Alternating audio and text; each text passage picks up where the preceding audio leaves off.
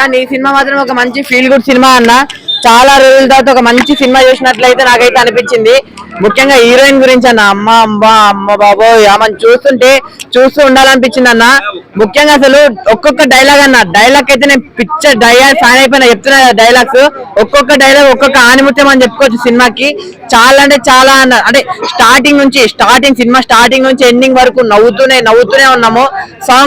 Songs కూడా ఒక్కొక్క song వస్తున్నప్పుడు మెలోడీ సాంగ్స్ లాగా అనిపించింది అన్న.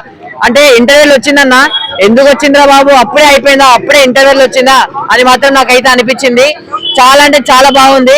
ఇంకోటి అమీర్పేటలో కూడా అమ్మాయిల్ని ఎలా పడేయాలో కొంచెం ట్రైనింగ్ సెంటర్లు పెడితే మాకు కూడా యూజ్ అయితే అన్న. నిజంగా చెప్తున్నా కదా, అబ్బాయిలు అందరూ ప్రతి ఒక్కరు బాగా కనెక్ట్ అవుతారన్న. ఒక మంచి లవ్ గురించి మంచి మూవీ.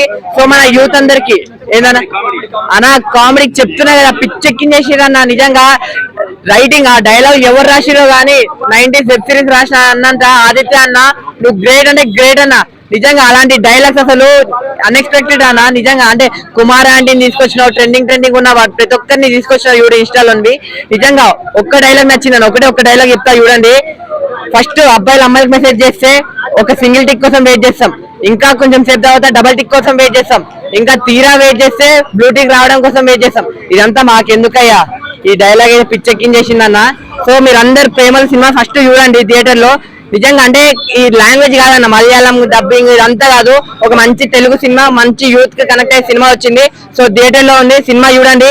లాస్ట్ ఒకటి చెప్తా అన్న, ఈ సినిమాని ఎలాంటి చూడాలంటే పిల్లలు, పెద్దోళ్ళు, పెళ్ళికాను, లవర్లైన బ్రేకప్ అయిన ఆఖరికి ముసలాళ్ళు కూడా వెళ్ళి సినిమా చూడండి. అందరికి నచ్చే సినిమా అన్న ఇదైతే. Thank you.